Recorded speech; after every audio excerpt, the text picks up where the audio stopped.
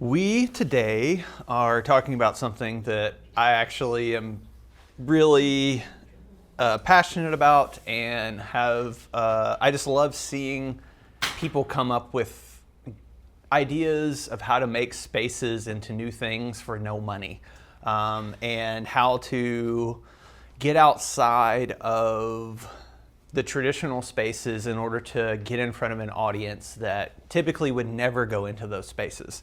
And while we've been talking a lot about how do we meet a curator, how do we, make that jump to showing in galleries, showing in museums, and things like that,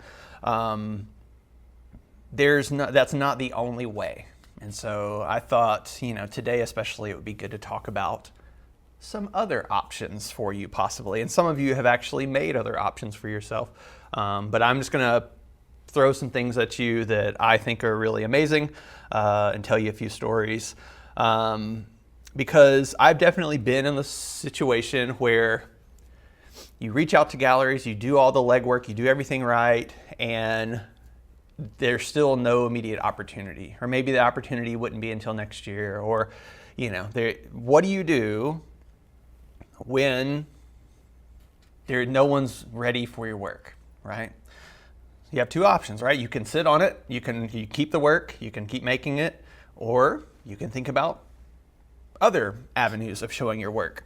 And I think this is easier for you guys to think about because, this isn't like a grad program or like an art school thing. Art school people, grad school folks, academia folks, tend to lean really hard into the traditional structures, but there's so many people doing really, really neat things all around the world right now, that there are other ways. The museum and the gallery isn't the only way, and especially as we've talked about, like, what are your goals? Like, what drives you to make your work? What inspires you? How does that translate into the people that you want to interact with your work, and how you want the people that interact with your work to be inspired, which helps you understand who are these people, where are these people, and if those people don't ever get a chance to see your work, then that's kind of a tragedy. So let's find new ways to get the work in front of people. Okay, so I'm going to show you a few people, or a couple of people that I've been really inspired by when it comes to thinking outside the box. The first person, his name's Tony. I think you say his last name is Fauci. He's a Canadian photographer, and I subscribe to his newsletter, and it's always fantastic. And he is very kind of like anti-establishment, like make your own way. He prints, like when he does his prints, they're on like really affordable, like sometimes he just uses like a photocopier to make like his art prints. He makes a lot of zines. He's a big zine guy, and so like he makes really affordable zines, and that's how I came across him, is like trying to find the most affordable ways to make publications for people so that there's like people can actually afford to have art books. And so I'm going to show you a couple of things that he's done. This one is somewhat recent. It's called EndoXO, and he set up these little pop-up gallery shows at his house in his yard. So this is at his actual house, and inside and outside his house. And so this is a few different artists. This isn't just him. He kind of got together with some other artists in the area. And then here is an image of kind of inside and outside of his house. So he has this big window, and you can see some art from the outside of the house if you're visiting for the opening. And then also if you're inside the house, you can see some pieces as well. And it's funny that, in the music world, like we play house shows, like we go and we do that whole thing. Why can't we have exhibitions in someone's house and have a house show? Even if it's just for one night, even if it's just like do a pop-up, and inviting people in, and everyone kind of does potluck style. People bring finger foods, and people bring wine or beer or whatever, and, invite people in, invite your friends, that kind of stuff is magical sometimes, because you dissolve the barrier of what the museum feels like. Because no matter what, any museum you walk in, any art gallery you walk in, depending on who you are and where you're from, there's going to be connotation to that space. Whereas a home is very different and is much more accessible for people, for a visitor, for a viewer, and that might translate the work to them in a more kind of straightforward way for them to connect with that. And this is just using the resources that you have around, scrap pieces of wood and, your house. Here's another image of like the side of his house where he's put up his prints and made this kind of like a little walkway gallery on the outside of his house too, and people interacting with it. And I just love this stuff. I mean, there are no expensive frames. There's no lighting. That it can only exist out there for a certain amount of time before the weather destroys the prints. But that's the thing I love about Tony is his focus is in the exact right place. If people aren't seeing it, it's not going with them in their mind. It's not going with them in their consciousness. And so it's worth it to make a really cheap print so that someone can experience that image, not on a phone, not on social media or whatever. And for this circumstance, it's exactly what it does. And you invite people to interact, Here's another thing that he does pretty regularly. It's called the Mini Pop-Up Photo Festival. And I'm sorry, a lot of these are real photocentric because that's, again, kind of my discipline.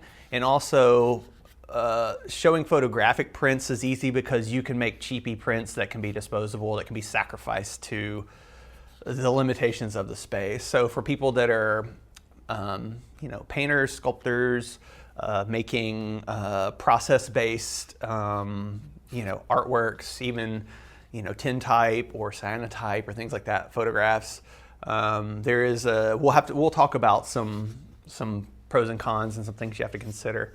But he does this little pop-up in vacant storefront windows, which is right in line with where my heart is, because some of you may know that I've done this before, and I'll show you a little bit about that project. But I just love it because it's like people can see it. That looks like cardboard, just stuff hung on cardboard and slammed in a window of a vacant building. A space that would never is not being used. It's a blighted space, and he's making it,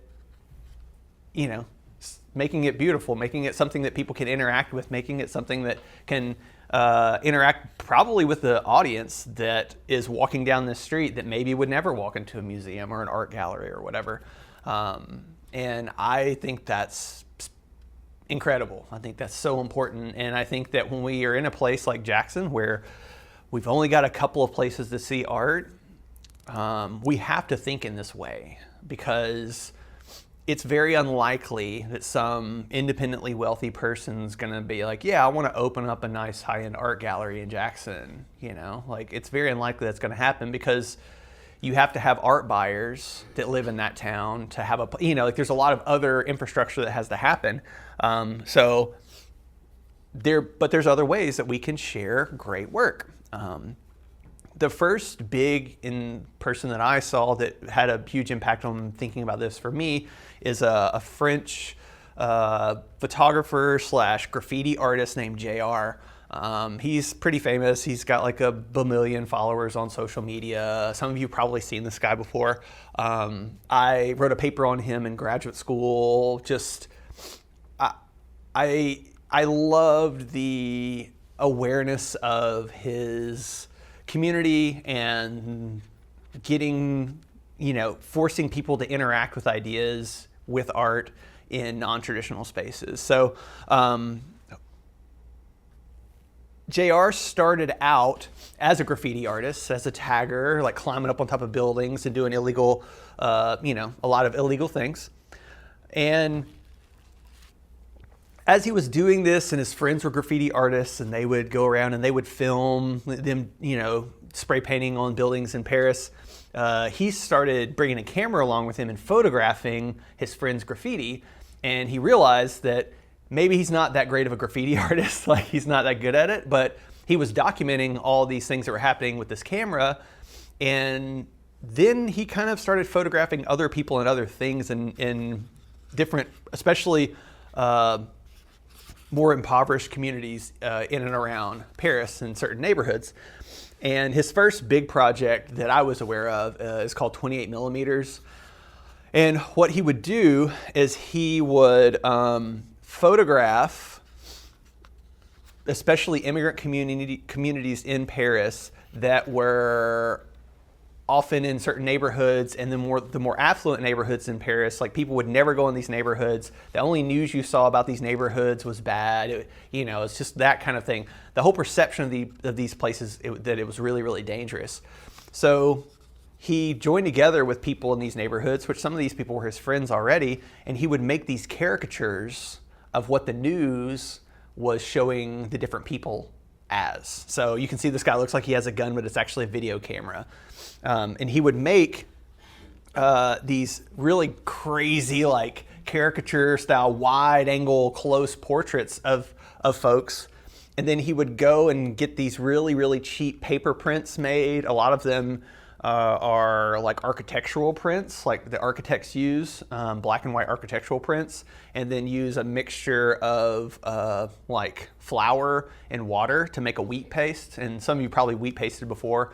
And then he would wheat paste these massive portraits in the wealthy neighborhoods in Paris. Again, this is totally illegal, but he's like forcing this interaction to like say how crazy it is that you think that these folks are these like monsters when they're just people. And what was great is the people that were being photographed were totally in on the performance. They were part of the performance art too.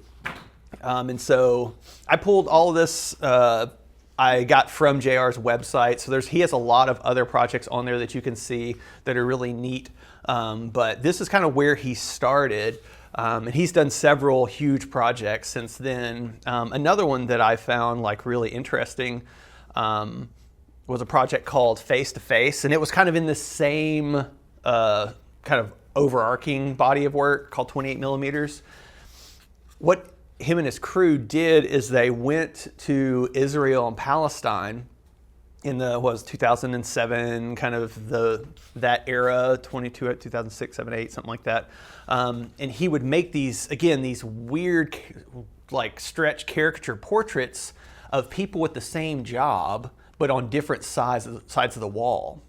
And then him and his crew would just go and wheat paste these massive portraits on the wall. And they definitely got arrested and were detained and then got out of it and would just go back and just start doing it again. And what they noticed would happen is they were putting these massive portraits, and this is on the like Jerusalem side. They would do these massive portraits, and then when people would ask like, who is this person? Who's this person? And he was like, well, he's a taxi driver.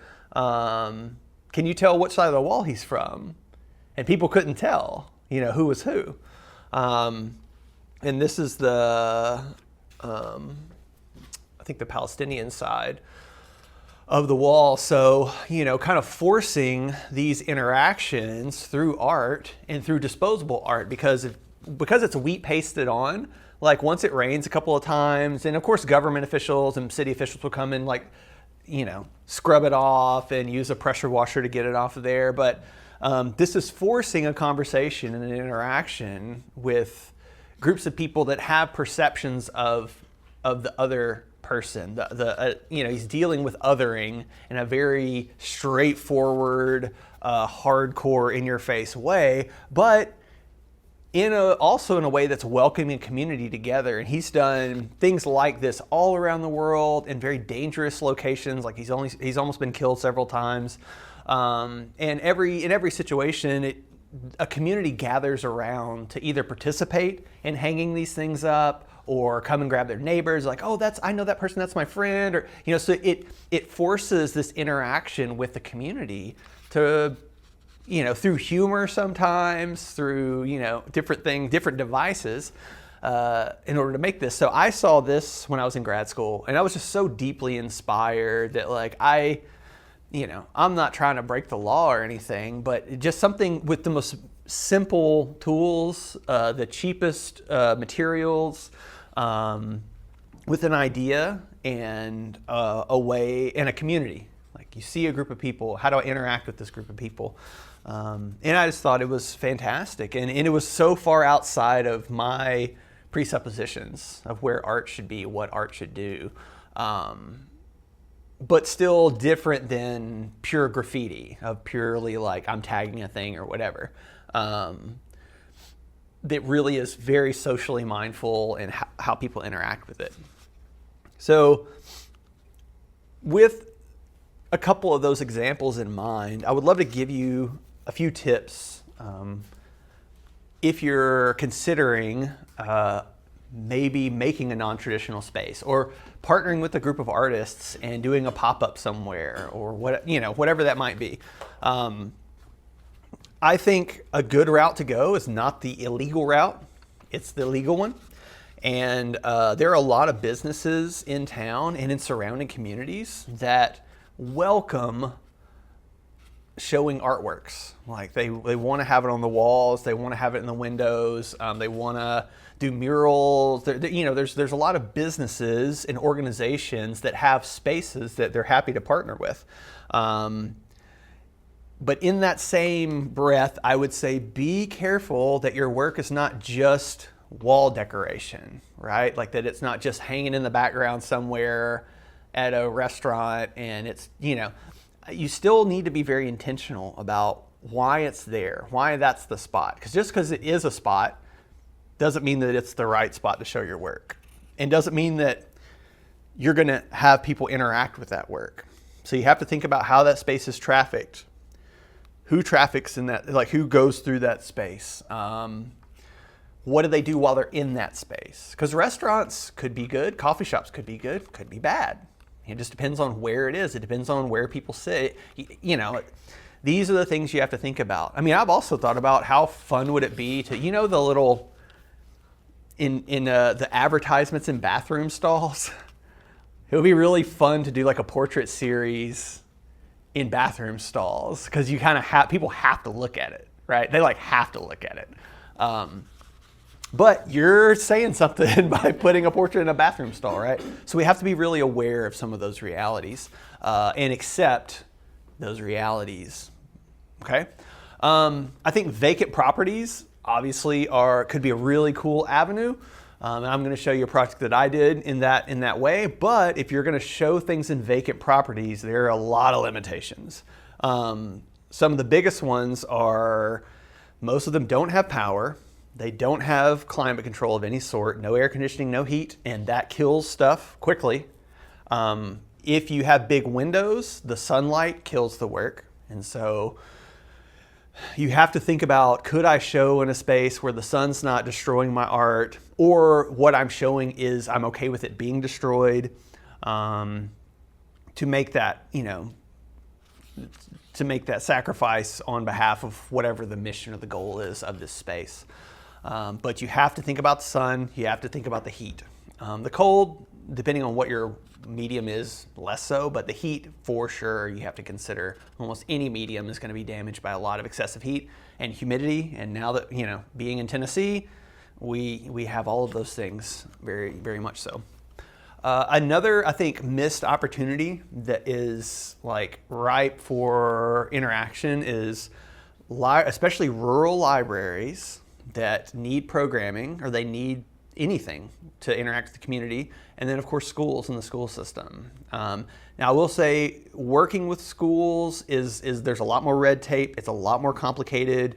The school is always going to want to avoid any sort of liability, drama, angry parents. So the work that is shown in those spaces, you have to consider that. But also, there might be a bunch of little kids walking around looking at stuff that has an impact on their view of the world. And I think that could be really special. Community centers, things like that. All of these are, I just think about, where do a lot of people exist? And what types of places like that are there very few visual elements? And those can be good spaces to have pop-ups. I've designed even pop-up walls that fold together with casters that you could roll into a place and open them up, and then it is literally a freestanding exhibit space that everything's attached to the wall so none of the kids can steal it. And then you can fold it back up, put it in the back of a truck and take it home, So even thinking about structures that you can build that you could pop up a lot of different locations, because it wouldn't have to be a long-term thing. It could be for a week. But you have to kind of plan how that would work. And then I think, always at least for me, I always want to do it all myself. But if you are doing some of these kind of pop-up things, it's good to partner with other artists, not just to share the types of work that they're seeing, but also just share the load of something like that. Because, getting a space ready that is not designed to show art can be very difficult. It can be very challenging. And especially if you're just like, okay, we have no power, we have no light, and what we talked about yesterday, right? When we have a space, whatever you put light on is what people are going to look at. So if there isn't any light on the thing, people aren't going to look at it. So how do you solve that problem if there's no power? Do you use solar lights? Do you, use those little, garden lights? So the things that you get from Lowe's that you put in the front yard that's charged all day from solar and then light up at night, maybe. Maybe it's all a self-contained entity using solar. And those things are pretty cheap. They're like $20 a piece or $30 a piece or something like that. So it's just problems that you have to solve depending on the limitations of the space. But if the goal is always meeting people where they are, then I think that is a valuable and important and valid mission to have as an artist. Because, and I can only speak for myself, I've not done a survey, but we love being found, right? We love when people see our work and tell us about our work and are excited about our work. We love when people, discover us. We want to get that phone call of like, yeah, we would love to show your work here, or we would love to talk about your thing. I'm always, I check my email all the time, and every once in a while you get a happy one, right? Every once in a while it's like, wow, I get to do a show or get a piece in a show. That's a very singularly moving trajectory. If you can move in the opposite direction of, instead of waiting for someone to come to me, I'm going to go to them, you have a whole different reality then. If you say, I'm going to make a show happen, I'm going to partner with some friends, I'm going to group together with some other artists, and we're just going to do a weekend pop-up, or we're just going to do a thing and invite people to come out and hang out. Even if 10 people show up, those 10 people are interacting with your work that never would have. And especially, we've talked so much about the physicality of experiencing these things. It's not the same if they just saw it on Instagram. It's not the same if they just saw it on Facebook. It's not the same if they just saw it on your website. Them getting to see it, that's 10 people that you've had an impact on. And, that maybe it's just the old raised in the evangelical church in me that I just want to I want my stuff to go out into the world. I want it to go and live with people in their minds or in their homes or in their consciousness. And sometimes to do that, you kind of got to just force it to happen, sometimes you just got to make it happen. And I think what you tend to see is people get excited, that there's just something like that it's something new, it's something different. So I'm going to tell you a little bit about a project that I did called the Coalescence. And this was, it was my first attempt at, oddly enough, what I'm doing now here. And I'm a person of many ideas. I keep a notes on my phone is just deep with all kinds of ideas, from project ideas to, crazy. I started working on this thing. It's like, how could I photograph a 4-dimensional space? What does an extra dimensional space look like? Because I got really into the physics of that and the limitations of how our perception, all these things that I'm very inspired by, but there is no way I will make anything, except I was literally in my backyard with PVC pipe making a tesseract out of PVC pipe, just because I was I want to see what it's like and see if I can photograph it, So full disclosure, I always have a lot of ideas, but executing those ideas is challenging, right? So this was one of those key moments in my history where I got to execute an idea, and it helped me learn a lot. And I have no idea if it meant anything to anyone, but I learned a lot from it. So in kind of towards the end of 2017, I got together with what was called Jackson Downtown Development, which is now Downtown Jackson. But at that time, it was called Jackson Downtown Development. And there was a lot of vacant properties downtown at that time. And we built a kind of pop-up, semi-permanent pop-up street gallery. The whole thing happened, I was working at the Co. I was in graduate school before that. I finished graduate school in 2016, and at the time, Paul Taylor was also working down at the Co. a lot. And Paul Taylor and I just hit it off right off the bat because he's always thinking about interesting ways to solve problems and to do things. And I guess offhandedly, I said something about, wouldn't it be cool to use a blighted property to make a gallery space out of? And one of my many ideas on my phone. And then I get a call from Paul and the gentleman that was in charge of Jackson Downtown Development at the time. And they're like, hey, do you want to do that gallery thing you were talking about? And I was like, what are you talking about? And they're like, yeah, remember you told us about that 6 months ago. I was like, I don't remember that. I'm sure it's on my phone somewhere because I'm on to the next crazy idea, right? And so I was like, yeah, if you guys want to do it, do you have any funds that we can do this? And they're like, we could probably give you $300 or $400, So can you build a whole gallery for $300? And I was like, bet. And, you guys have already seen the shenanigans that I've gotten into here. So downtown gave me $300, I think, and it was enough to buy materials to build these flats. They were 4x8 sheets of plywood with legs that freestand in the windows. And we used the current turntable coffee spot because there were a few spots that were open, and the windows on that building were so great with the big round one at the at the crosswalk area. I was like, this would be awesome. There's so much window space. But there was problems that I had to solve, right?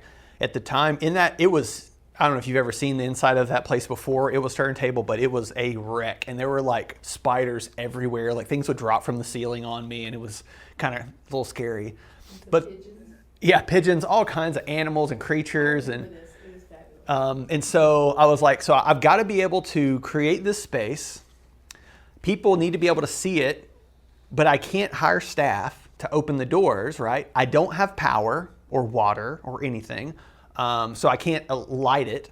The windows at the time especially, you couldn't hang stuff on the windows because they would move, the big panes of glass, because all of the whatever weather sealing and everything had fallen out, the glazing had fallen out. So you couldn't really hang it on the windows. So I had all these limitations, right?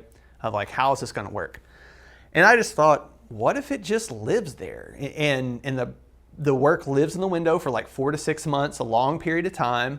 This is a really trafficked area where people, walk up and down. Okay, get to the next slide, Aaron. If people could just see it from the outside, then I wouldn't need a gallery attendant, right?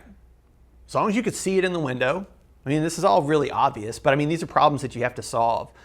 But then you run into the problem of the sun nukes this space throughout the year. So if this is going to be up for 4 months, anything that I show in here is going to be damaged. So it has to be sacrificial. And especially at the time, most of my contacts were all photographers.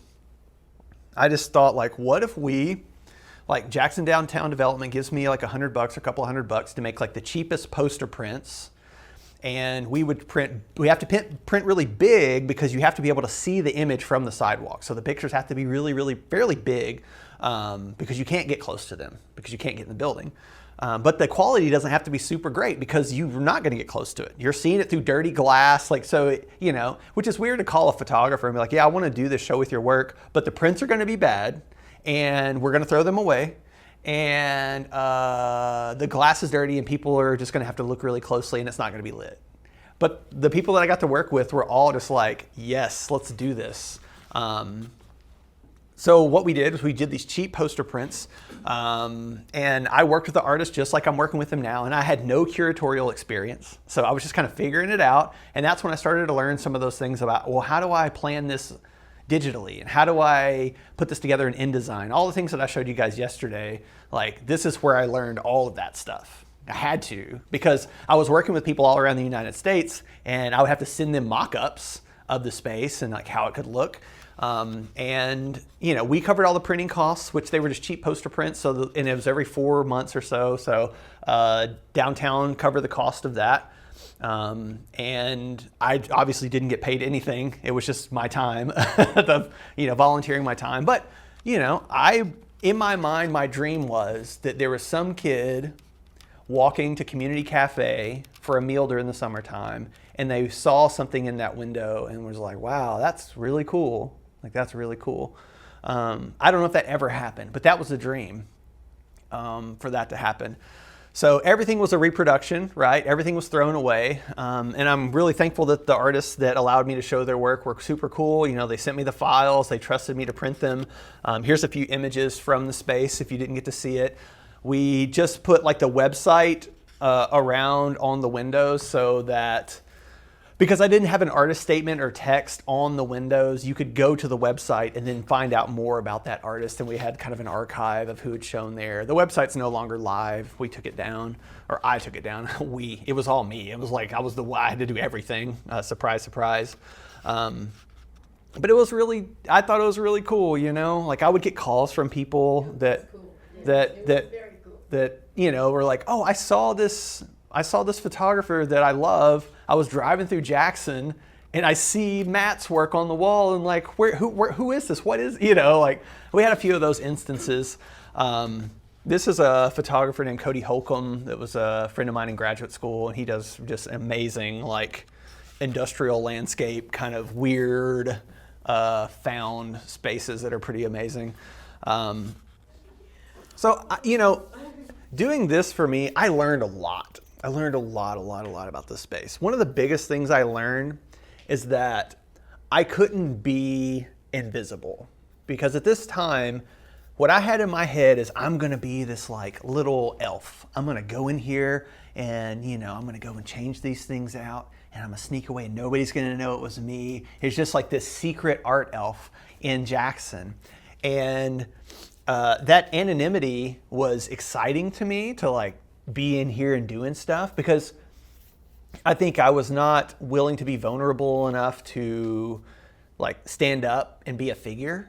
And obviously where I've come now, I realize that if I'm going to do this, I do have to be a figure. I've got to beat the drum. I've got to be on the news. I've got to have, you know, like I've got to talk. I can't be anonymous, because yeah, people will find it eventually, but how many people never saw this because they just didn't know that some little dilapidated building had this really cool work in it? Another thing that I learned, that because I was so anonymous, and because word would kind of get around that I was doing this, people assumed that they were my pictures. So a lot of people were like, oh, I saw your pictures in that space. Like, oh, those aren't mine.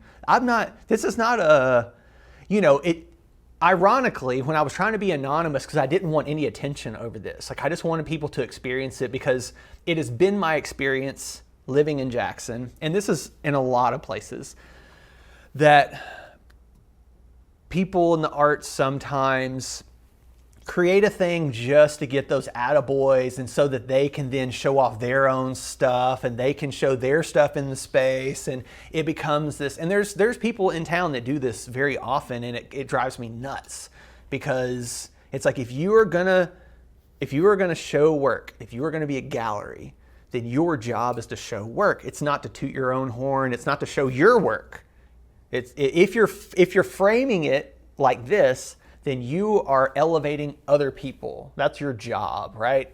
And ironically, as much as I try to be anonymous, people not to know, it's still Jackson, people talk, right? And so, but because I didn't communicate that well, people just assumed, as you would assume, that like, oh, this photographer is showing his stuff in here. And that, I hated knowing that. And I didn't know that until kind of towards the end of the run. And I think that, I wonder how many people still think that, oh, those were my pictures and I was just showing my pictures in this space as this kind of like self-promotional thing. And it really was not that. I was working really hard to bring in. Fine, I think. I don't know. I mean, maybe, but. You could go on the website and learn about the photos. Yeah, because I didn't communicate it well. So there was a lot of communication things that I could have done better. And being anonymous kept me from doing those things, or having the appropriate text to go along with it, having ways, meeting people more where they were instead of just like being so minimalist and trying to be cool about it. Everything I got to show in there was like straight amazing. Like of course, like I was calling in every person that was like, that I knew that was doing really cool thing, like really great work that I felt like would be impactful to the community and socially mindful. And, like that was what was important to me, is like, I want to show work that can be a catalyst point for a conversation. I want to show work that's not just beautiful, but that is asking questions of the audience. And, there's just other things that I didn't know how to do at that time that I've since obviously, hopefully learned now being in this position. That's how you learn. You have to figure it out. You don't know the problem sometimes until you get to the problem. And of course, like this experience solidified that I love curating, and I never had done that before. And it revealed a lot of things within me and the things that I enjoy and the things that hopefully are working for the community that I think is, obviously my position here only exists because I had this experience, and my mission, my philosophy is the same. It is not that different than what it was then. This was a lot more pointed than what I can do here because, I wasn't working for anybody. I could do whatever I wanted.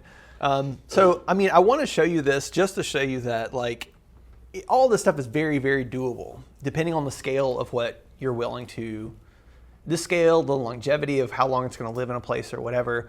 But making a gesture like this is inviting an engagement point. It is an access point, and I just believe in access points. Create access points for people to interact with good art, whether it's your stuff or somebody else's stuff. Like if we want to have a community that experiences art, then we have to give them an inroad to it. We have to create a point for them to do it. And that's why, like, I love what Havner's is doing. Is like they made such a deliberate choice to carve off how much of the floor plan of their business to heat and to cool and all that for a gallery space. I think that is incredible. And I think that space is beautiful.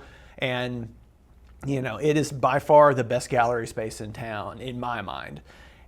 And that's because they are intentional, and it is a priority to them to make an access point for people in the community for the arts. And I think the more that we do things like this, the more that level continues to rise. So, we want to create engagement. We want to branch out. We want to engage with the community.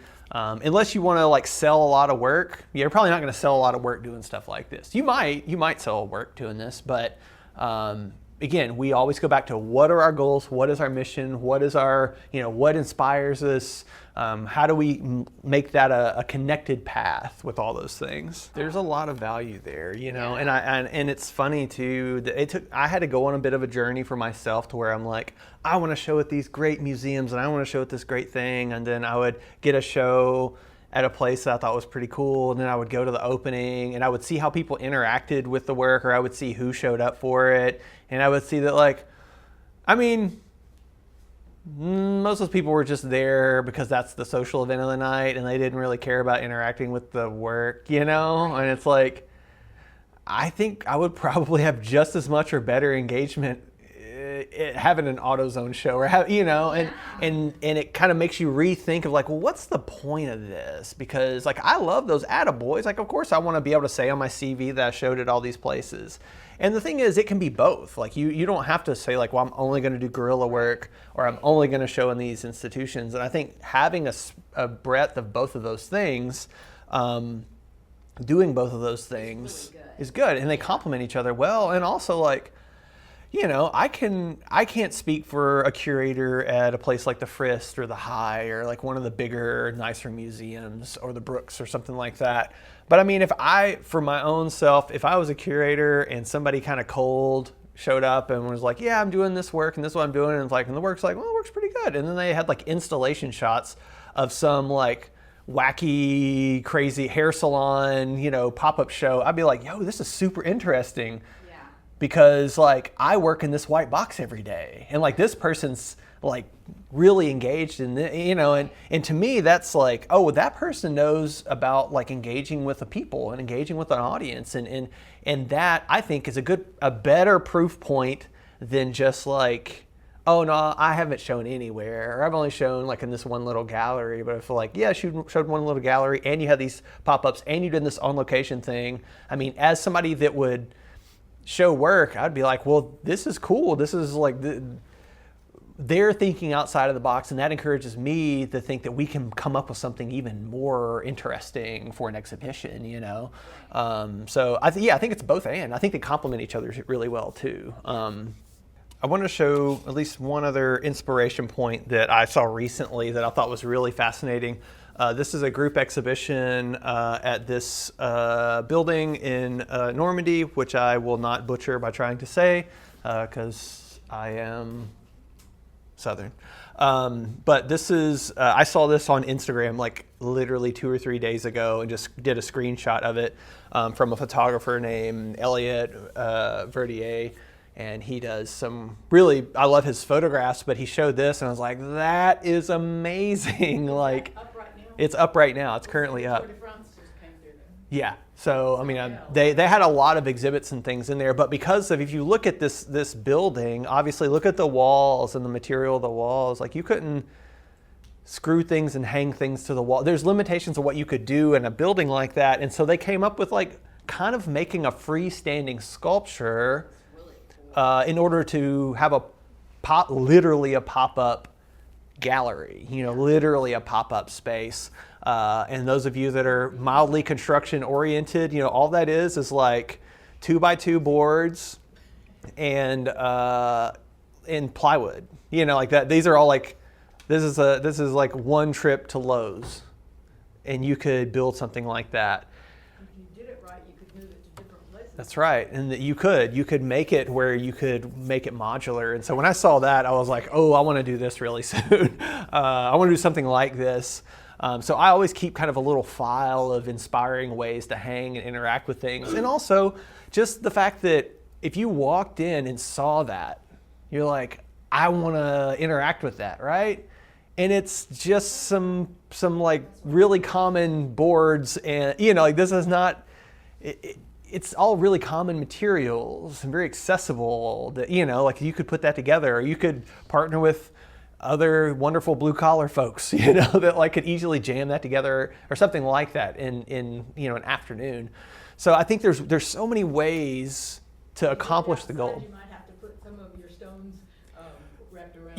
Yeah, you might have to anchor it. You might have to anchor it outside, but you could do outside things like this and make this like freestanding thing. You know, again, like I want to throw things at you to give you inspiration points, because these are things that inspire me to think like, what can I do with $100? If I had $100, what could I do with that? If I had $500, what could I do with that? If I had none dollars, what could I scab and find material-wise from construction sites? You know, because that's just how my brain works. It's like, that's a fun problem to have, because I've never had a budget. I've never had money, you know? Like, it's always been do the most you can with what you have. And so many beautiful, wonderful things come from that. And make it accessible to people, you know? So what I want you to think about, and this is kind of what we're going to do a little bit today, is like try to think about like action points for you. And even if it's a very low level thing, it doesn't have to be some big constructed thing. It doesn't have to be, even if it's 1 or 2 pieces somewhere, but I want you to like just visualize what are some things that you could do to show one of your pieces, all of your pieces, whatever, like this fall.